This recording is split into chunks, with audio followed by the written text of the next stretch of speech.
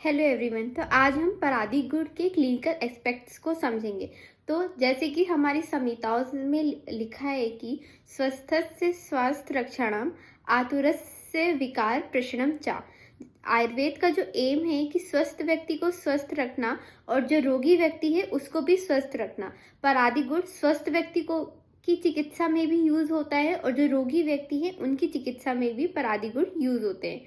तो सबसे पहले तो आचार्यों ने बोला है कि जो चिकित्सा का शुद्ध उपयोगी है उसमें परादी गुणों का यूज होता है। 10 होते हैं: परत्व, अपरत्व, युक्ति, संयोग, विभाग, पृथक, परिणाम, अभ्यास एंड संस्कार।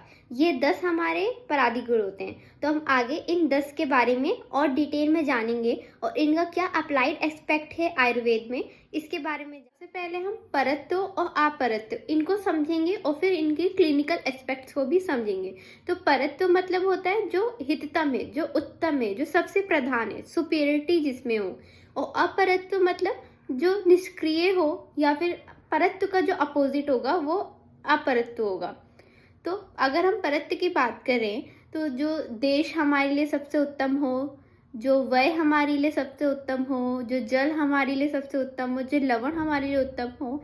जैसे कि चरक सूत्र स्थान 25 में दिया गया है कि हिततम और अहिततम द्रव्य के बारे में दिया गया है। तो उसमें जो हिततम है, जो प्रधान है, वो हमारे आते हैं परत्व के अंदर और जो अहिततम है वो हमारे अपरत्व के अंदर आते हैं। तो ये हमारा परत्व और अपरत्व का कॉन्सेप्ट हुआ। अब हम परत्व और अपरत्व के एग्जाम्पल्स में आते हैं। परत्व और अपरत्व के एग्जाम्पल्स में जैसे कि वय अवस्था में तरुण अवस्था होती है, जल में अंतरिक्ष का जल हुआ, और शालीधान्य में रक्तशाली हुआ, और लवण में सैंधव लवण हुआ। ये सारे हमारे हिततम हैं, उत्तम हैं, ये हमारे परत्व में आए। अपरत्व में क्या आता है? जैसे कि हमारी वृद्ध अवस्था, ये अपरत्व है। और जैसे कि शालीधान्य में यमक हो गया। तो बेसिकली जो औषधि का चयन होता है या हमें बेस्ट क्वालिटी चाहिए या बेस्ट मेडिसिन चाहिए किसी एक पर्टिकुलर डिसीज़ के ऊपर, या अगर कोई भी पेशेंट हमारे पास आएगा हमें उसको बेस्ट चीज़ देनी है। जैसे कि चरक सूत्र स्थान 25 में उन्होंने आग्रह द्रव्य के बारे में बताया। तो उस टेबल पे जो जिस पर्टिकुलर जो हमारा ट्रीटमेंट हमें करना है, पर्टिकुलर जो रोग है उसके हिसाब से जो बेस्ट है वो मेडिसिन या वो द्रव्य के बारे में बताया गया है। तो इस कॉन्सेप्ट को हम परत्व के अंदर लाते हैं। इस जगह हम परत्व गुण का यूज करते हैं अपनी चिकित्सा में और अपरत्व गुण का भी यूज करते हैं अपनी चिकित्सा में। तो ये टोटल कॉन्सेप्ट था परत्व और अपरत्व का। अब हम आते हैं युक्ति। युक्ति का मतलब होता है योजना, यजुर योगे युक्ति, जो कि 3 प्रत्यय से बना है। युक्ति, जब भी हम कोई ट्रीटमेंट करते हैं तो उसमें हम युक्ति का यूज़ करते हैं कि जो पेशेंट आए वो किस देश का है, कौन सा काल अभी चल रहा है हमारा, उसकी जो हिस्ट्री लेते हैं उस हिसाब से हम युक्ति लगाते हैं कि उसकी वय क्या है।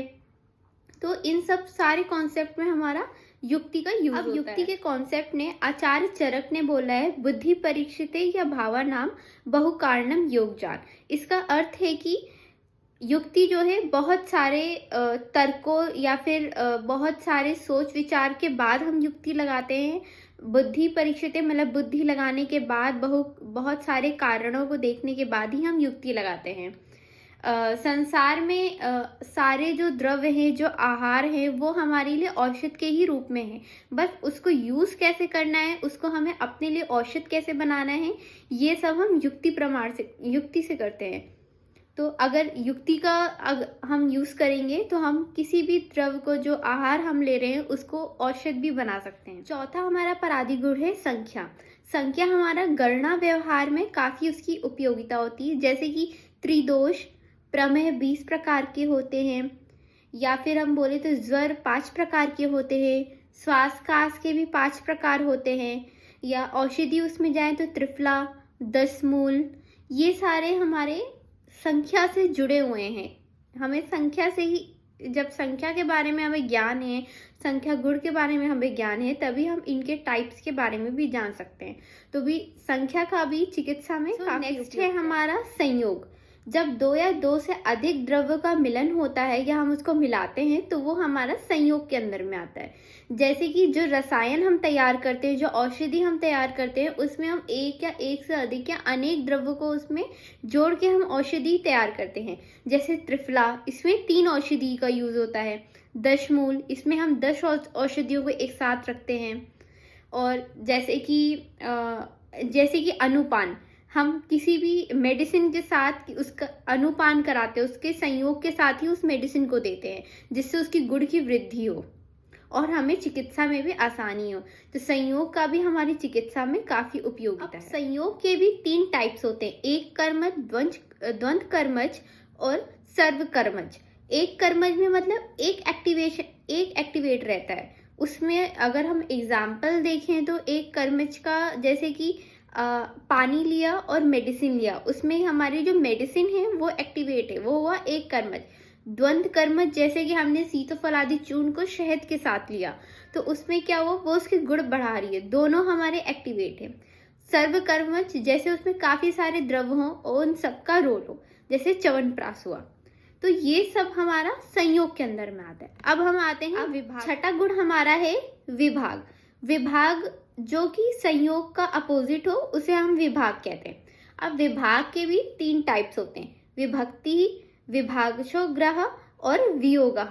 अब विभक्ति के अंदर में क्या होता है, हम जो खंडों में जिसको डिवाइड करते हैं, जैसे हमें गुडीची स्वरस बनाना है तो हम गुडीची को खंडों में डिवाइड करते हैं पहले उसका स्वरस बनाने के लिए, तो वो हमारा आ गया विभक्ति के अंदर। अब विभागशो ग्रह के अंदर जैसे कि हम स्पेसिफिक रेशियो के अंदर, रेशियो में जो मिलाते हैं वो आता है हमारा विभागशो ग्रह में। तो जैसे कि त्रिफला, उसका हम स्पेसिफिक रेशियो, आम्ल की, हरित की, विपिटकी का स्पेसिफिक रेशियो लेते हैं तो वो हमारा आता है विभागशो ग्रह में। अब आते हैं वियोग में जैसे कि जिसका हम मॉलिक्यूलर चेंजेस आ जाए, जिसका डिसइंटीग्रेशन हो जाए, वो आता है हमारा वियोग में। जैसे कि खाना खाने के बाद वो पच जाता है, उसका मॉलिक्यूलर लेवल या मॉलिक्यूलर जो भी इसका फॉर्मूला होता है वो चेंज हो जाता है, तो वो हमारा आ गया वियोग में। तो ये पूरा हो गया विभाग। विभाग के बाद हमारा आता है पृथक। पृथक हमारा 7वां गुण है। अब पृथक मतलब होता है भिन्न करना, अलग करना। जैसे कि व्याधि सापेक्ष निदान में हमारा पृथक का बहुत उपयोगिता है। मतलब व्याधि को पहचानने में, व्याधि अलग अलग टाइप की हैं, इनमें जो है पृथकता, उनके बीच में डिफरेंस करना, उनको कैटेगराइज करना, इसमें पृथक का बहुत यूज है। जैसे कि और एक जैसे कलर एक जाति है, बट जो रेड और ब्लू है ये कलर ही है, एक जाति से ही उत्पन्न है, बट कलर ब्लू अलग है, रेड अलग है, इनके गुण अलग है, इसलिए वो पृथक है, वो डिफरेंट है। जैसे अगर 2 गायें हैं, एक जैसी हैं बट एक ब्लैक है एक वाइट है, तो गाय वो जाति एक है बट वो अपने गुण, रंग के आधार पर वो दोनों अलग अलग है। जैसे कि एक और एग्जांपल लें तो होमोसैपियंस, इंसान सब एक जैसे हैं बट कुछ अफ्रीकन है, सब जाति एक है, होमोसैपियंस जाति एक है बट अफ्रीकन्स अलग हैं, हम अलग हैं, एशियंस अलग हैं, यूरोपियंस अलग हैं। तो फिर इनको हम पहचान लेते हैं, उनको पृथक कर लेते हैं उनके गुणों के आधार पर। और जैसे कि अगर मेडिसिन के उसमें या औषधि के उसमें देखा जाए तो एक स्पेसिफिक मेडिसिन्स होती हैं, कुछ जो स्पेसिफिक ट्रीटमेंट्स के लिए उत्तम होती हैं, और कुछ मेडिसिन्स होती हैं जो अनदर किसी और रोग के ऊपर वो अच्छे से काम करती हैं, तो उनके पीछे भी डिफरेंस होता है। तो ये यहाँ पे पृथक गुण का यूज होता है। 8वां गुण है हमारा परिमाण।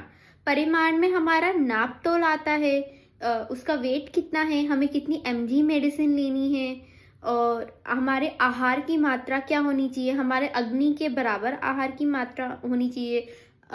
मतलब हमें ना कम खाना चाहिए ना ज़्यादा खाना चाहिए। अब जितनी हमारी सम्यक अग्नि है हमें उसी आधार पर खाना चाहिए। औषध की मात्रा भी परिमाण के ऊपर डिपेंड होती है, और जैसे अंगुली परिमाण हम निकालते हैं वो भी उसी पर डिपेंड है हमारा। तो ये सब जो फैक्टर्स हैं चिकित्सा के, ये सारे हमारे परिमाण के ऊपर आते हैं।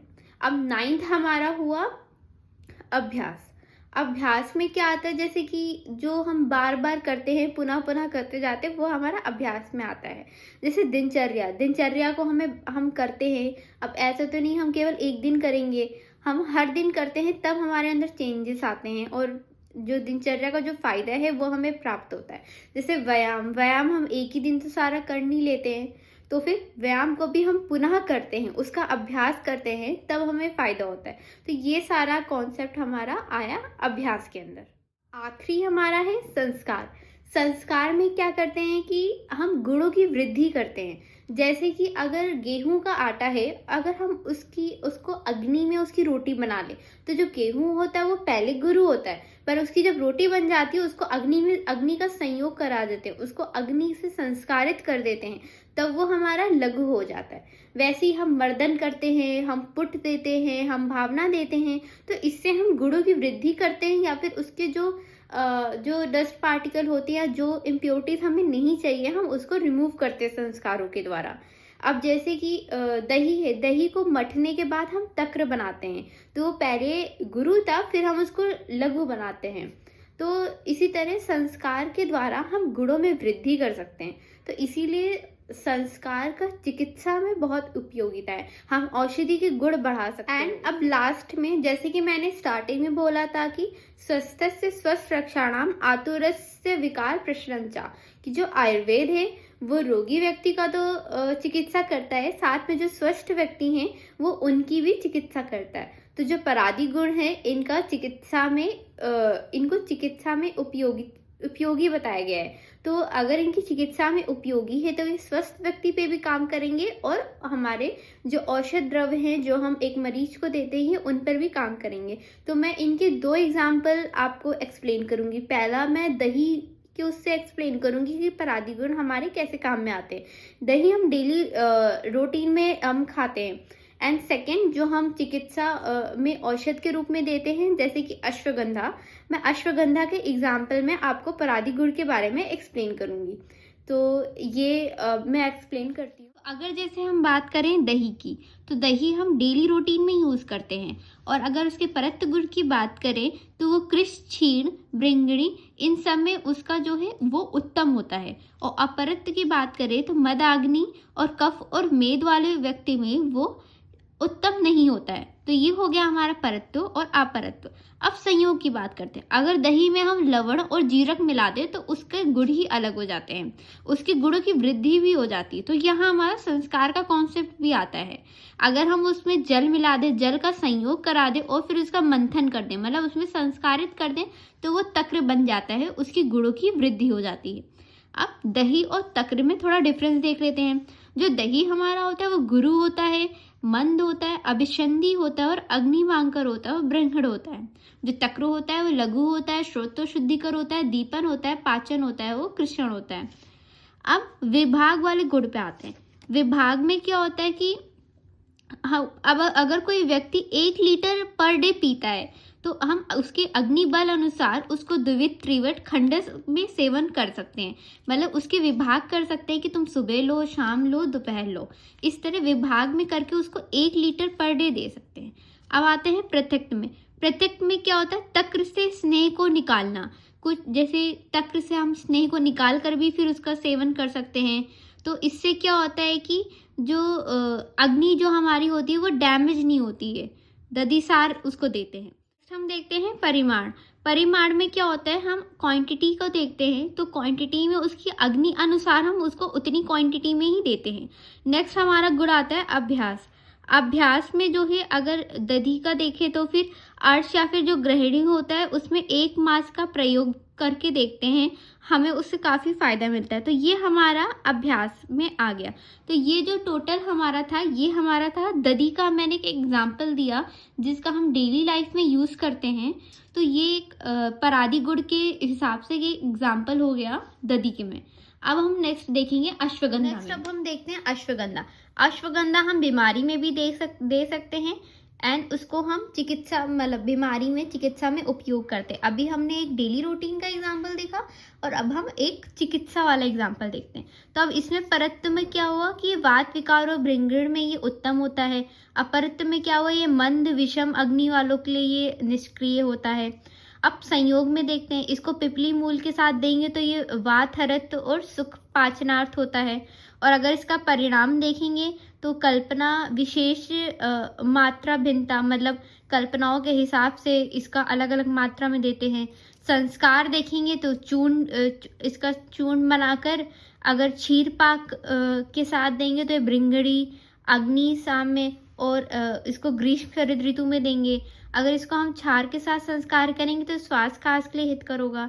अगर धृत के साथ संस्कार करेंगे तो बल संपादन होगा और हेमंत शिशिर ऋतु में इसको देंगे हम।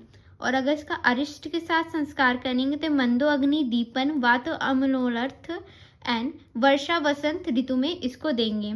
अगर इसका हम तेल के साथ संस्कार करेंगे तो भृंगड़ी अभ्यंग अर्थों में इसको देंगे। लास्ट हमारा बचता है अभ्यास। अभ्यास में क्या होता है, डोजेस एंड टाइम, मतलब उसको बार बार देने में, अगर जैसे हम देते हैं कि इसका 15 डेज का कोर्स करना है, इसका 20 डेज का कोर्स करना है, तो वो हमारा हम पुनः बार बार उसको प्रतिदिन ले रहे हैं, तो वो वाला जो अभ्यास हुआ हमारा, उससे हमें फायदा हो रहा है, तो वो हमारा चिकित्सा में उपयोगिता होता है। तो ये दोनों एग्जाम्पल, एक हमारा एग्जाम्पल हो गया हमारा दधी का और एक हमारा ये एग्जाम्पल हो गया अश्वगंधा, एक डेली यूज का है और एक हमारा ये थे हमारे 10 परादी गुण और उनके क्लिनिकल एस्पेक्ट। एंड मैंने साथ में आपको 2 एग्जाम्पल दिए हैं दधी एंड अश्वगंधा के। आई होप आपको समझ आया होगा एंड आपको ये आंसर राइटिंग में या फिर किसी वेबिनार में या सेमिनार में, या अगर ये आपका टॉपिक है तो उसमें ये आपको बहुत हेल्प करेगा। तो thank you and next video में मिलते हैं।